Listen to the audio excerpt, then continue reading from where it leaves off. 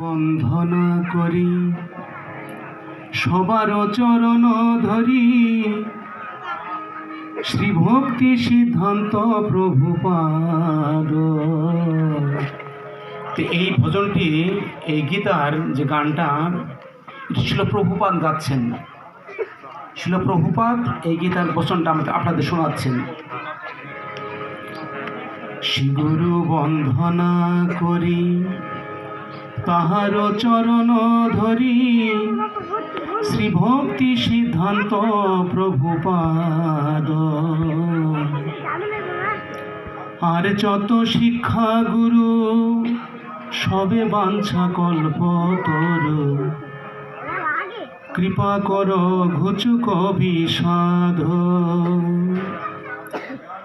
রূপ সনাতন প্রভু গৌরীয় আচার্য বিভু, আর সেই ভট্ট রঘুনাথ,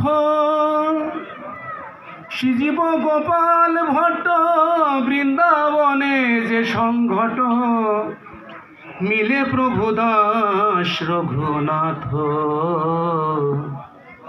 গোস্বামী প্রভুর গণ আশ্রয় সেই শ্রীচরণ, অন্য মোর কিছু আশা নাই। তার মধ্যে শ্রীজীব উজ্জ্বল আচার্য দীপ, দিয়াছেন চরণেতে ঠাই। আমি সেই দুর্মতি অতি, বিষয় ভোগেতে মতি, কৃপা করি আনিল টানিয়া।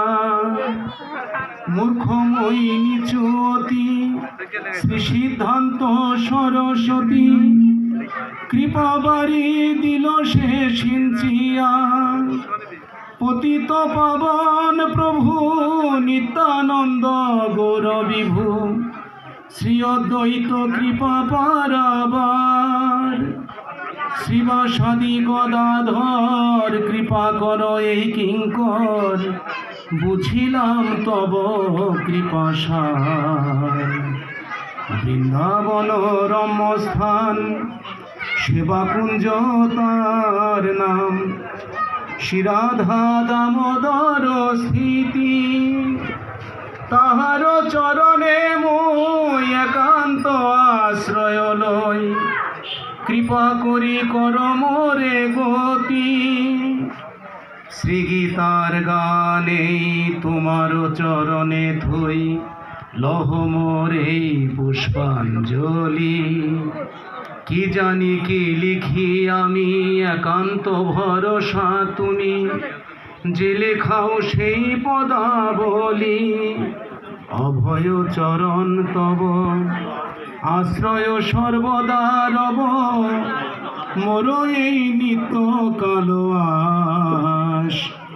ভক্তি বেদান্ত বলে আমি কিন্তু দাস হলে, বিমোহন এ মায়ার ফাঁস। এখানে লাস্টের কথাটা হচ্ছে, ভক্তি বেদান্ত বলে আমি কিন্তু দাস হলে, বিমোহন এ মায়ার ফাঁস। তার মানে ভক্তি বেদান্ত স্বামী শিল প্রভুপাদ উনি বলতেছেন, আমি যে আমাকে যে ভক্তি বেদান্ত বলা হয়, আমি যদি মায়ার এই দাস হতে পারতাম, তাহলে আমার এই মায়া থেকে আমি দূরীভূত হতে পারতাম। শিল প্রভুপাদ এটা প্রার্থনা করতেছেন ভগবানের কাছে, যে আমাকে ভক্তি বেদান্ত বলে আমি যদি দাস হতে পারতাম, তাহলে মায়ের ফাঁস থেকে আমি উদ্ধার হতে পারতাম। তা আমরা কি মায়ের ফাঁস থেকে উদ্ধার করতে চাই, না মায়াকে যুক্ত হতে চাই? আমরা মায়ের থেকে মুক্ত না যুক্ত? যাক, হরে কৃষ্ণ। আমি প্রথম অধ্যায়টা গাচ্ছি, গীতার গানটা শেষ, ঠিক আছে।